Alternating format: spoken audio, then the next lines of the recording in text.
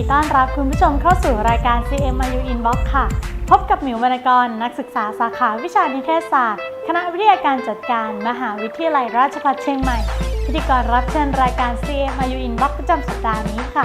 พบกันในครั้งนี้ทางรายการมีเรื่องที่กำลังเป็นที่สนใจของผู้ชมแทบทุกกลุ่มโดยเฉพาะอย่างยิ่งในแวดวงการสื่อสารมวลชนค่ะคุณผู้ชมหลายท่านคงเคยได้ยินได้ทราบและค่อนข้างคุ้นหูกับเรื่องของดิจิตอลทีวีหลายท่านก็เคยได้ลองรับชมกันบ้างแล้วและในวันนี้ทางรายการจะพาคุณผู้ชมไปสำรวจความคิดเห็นของชาวราชภัฏเชียงใหม่กันค่ะว่าพวกเขามีความตื่นตัวหรือมีความคิดเห็นอย่างไรกันบ้างกับการเปลี่ยนแปลงของวงการโทรทัศน์ในครั้งนี้ตามไปสำรวจกันเลยค่ะดิจิตอลทีวีก็คือการส่งสัญญาณแบบภาคพื้นแบบเดิมนะคะแต่ว่าเปลี่ยนรหัสมาใช้ในระบบดิจิตอลที่มีประสิทธิภาพมากยิ่งขึ้นโดยเดิมเนี่ยสัญญาณการให้บริการในช่องอนาล็อก1ช่องเนี่ยสามารถให้บริการในระบบดิจิตอลได้ถึง 40-50 ช่องนะคะเมื่อมีทีวีระบบดิจิตอลขึ้นมาเนี่ยเป็นการช่วยส่งเสริมเศรษฐกิจของประเทศเนื่องจากว่าต่างประเทศเองเขาก็จะมีความสนใจในการเข้ามาลงทุนในการทำทีวีดิจิตอลด้วยเช่นกันก็เป็นการกระตุ้นเศรษฐกิจด้วยจากข้อมูลข่าวสารที่ได้รับนะคะเท่าที่เห็นก็จะเห็นว่าประชาชนมีความตื่นตัวและให้ความสนใจค่อนข้างมากผนวกกับกสทช.เองก็มีการประชาสัมพันธ์อย่างต่อเนื่องเพื่อให้ประชาชนมีความเข้าใจมากยิ่งขึ้นนอกจากนี้สถานีโทรทัศน์ช่องที่มีการให้บริการทีวีดิจิตอลเนี่ยก็จะมีการประชาสัมพันธ์ข้อมูลสถานีดิจิตอลของตนเองรวมถึงอุปกรณ์ที่ใช้ในการรับชมนะคะก็ทำให้ช่วงนี้ตลาดก็จะมีความตื่นตัวมากยิ่งขึ้นการที่ผู้ผลิตรายการหรือเจ้าของสถานีเนี่ยให้ความสำคัญกับการสร้างสรรค์รายการที่มีเนื้อหาสาระนะคะแล้วก็เป็นประโยชน์ต่อผู้ชมมากกว่าที่จะให้ความสำคัญกับความนิยมหรือเรตติ้งเพียงอย่างเดียวค่ะถ้าย้อนกลับไปนะครับเมื่อสัก 4-50 ปีที่แล้วเราก็มีการออกอากาศแบบขาวดำนะครับเป็นช่วงเริ่มต้นนะครับซึ่งต่อมาก็จะเป็นการออกอากาศแบบเริ่มมีสีสันขึ้นมานะครับเป็นโทรทัศน์สีนะครับซึ่งตอนนี้ได้มีการปรับเปลี่ยนนะครับเป็นการส่งสัญญาณแบบระบบดิจิตอลสามารถส่งสัญญาณภาพเนี่ยได้จำนวนช่องที่มากกว่าช่องอนาล็อกผู้ชมก็จะมีทางเลือกในการรับข้อมูลข่าวสารในเมืองไทยเนี่ยครับเราก็มีระบบดิจิตอลไกลๆเข้ามาก่อนหน้านี้การรับชมสัญญาณภาพจากดาวเทียมก็จะมาเป็นระบบดิจิตอลเหมือนกันที่อยากจะเห็นนะครับก็คือ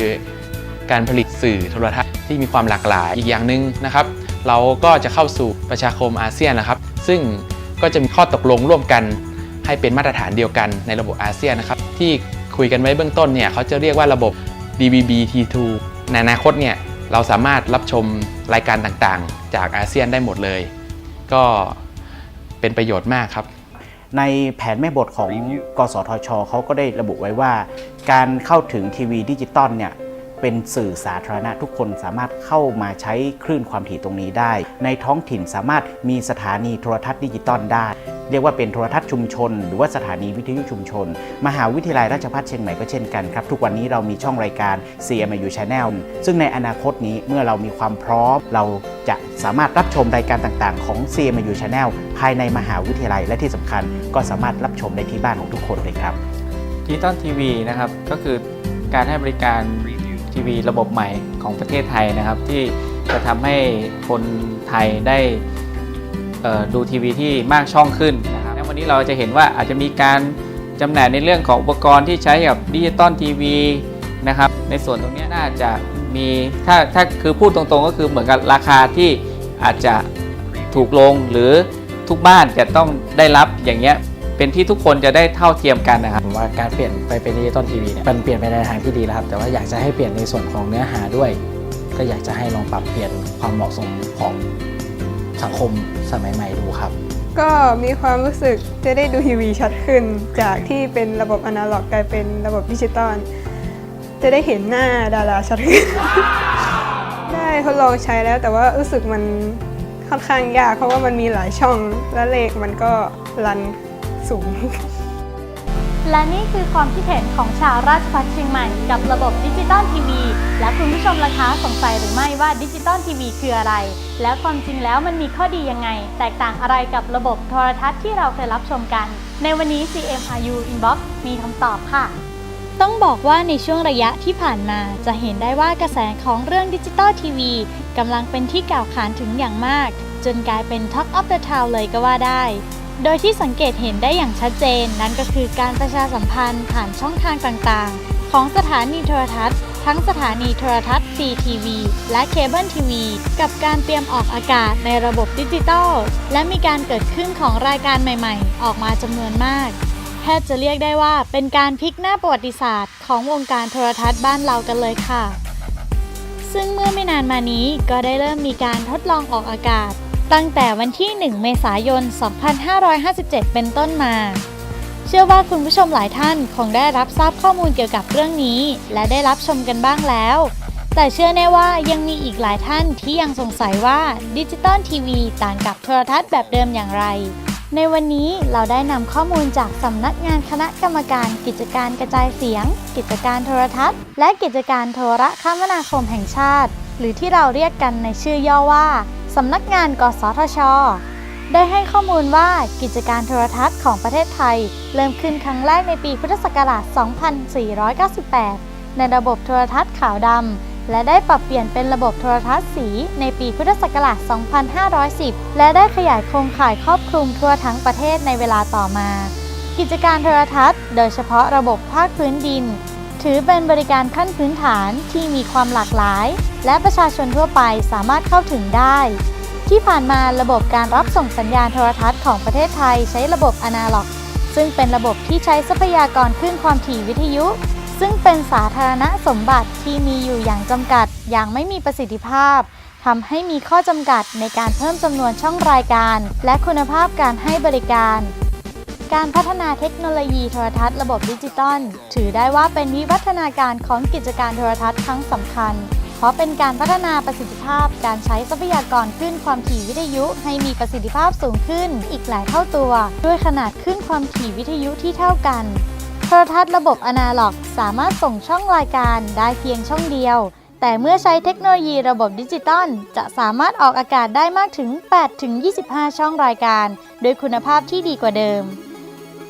สามารถรองรับการให้บริการมัลติมีเดียใหม่ๆและยังช่วยลดการใช้พลังงานของประเทศเนื่องจากระบบส่งสัญญาณและเครื่องรับโทรทัศน์ระบบดิจิตอลจะประหยัดการใช้พลังงานไฟฟ้ามากกว่าระบบอนาล็อกหลายเท่าตัวนอกจากนี้ยังสามารถใช้ทรัพยากรโครงสร้างพื้นฐานและโครงข่ายการส่งสัญญาณร่วมกันอย่างมีประสิทธิภาพอีกด้วยในส่วนของประชาชนจะได้รับโอกาสในการเข้าถึงข้อมูลข่าวสารและบริการที่มีความหลากหลายจากผลของจำนวนช่องรายการที่เพิ่มขึ้นด้วยคุณภาพที่ดีกว่าเดิมอันจะนำมาซึ่งการพัฒนาคุณภาพชีวิตสังคมและเศรษฐกิจของประเทศโดยตรงค่ะ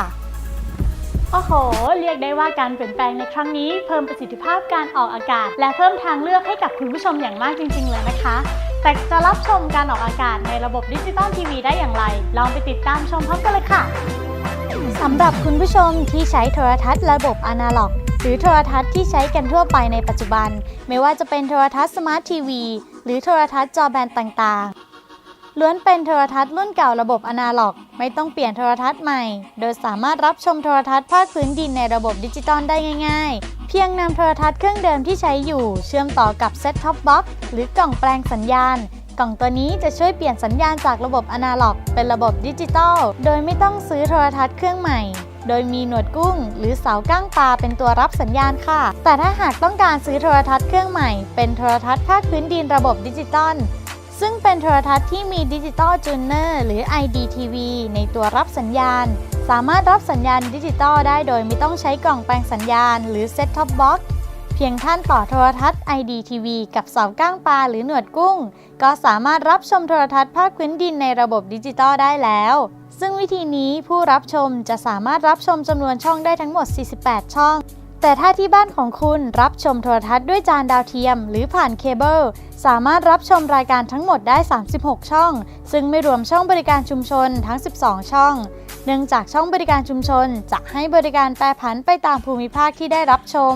ได้แก่ภาคเหนือภาคกลางภาคตะวันออกภาคตะวันออกเฉียงเหนือและภาคใต้ค่ะซึ่งระบบจานดาวเทียมและเคเบิลทีวีไม่สามารถดึงสัญญาณภาพไปให้บริการได้แต่คุณภาพความคมชัดอาจจะไม่เทียบเท่าการต่อสัญญาณผ่านเครื่องแปลงสัญญาณหรือเซ็ตท็อปบ็อกซ์เพียงเท่านี้ก็สามารถรับชมโทรทัศน์ภาคพื้นดินระบบดิจิตอลได้แล้วค่ะ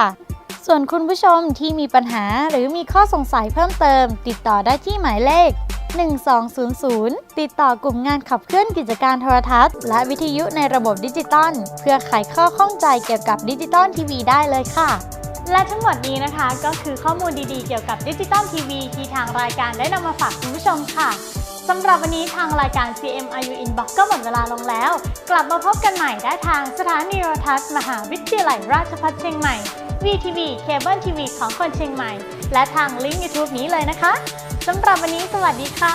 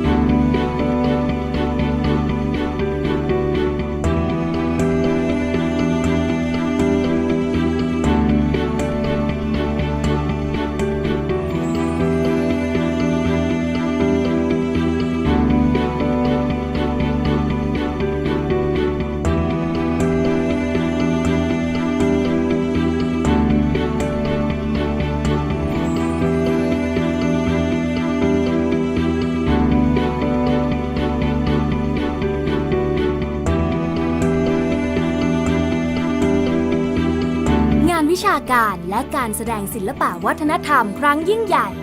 อุดมการณ์สารสร้างคนดี 90 ปีแห่งความภาคภูมิใจ 1-4 ธันวาคม 2557 ณ มหาวิทยาลัยราชภัฏเชียงใหม่ จังหวัดเชียงใหม่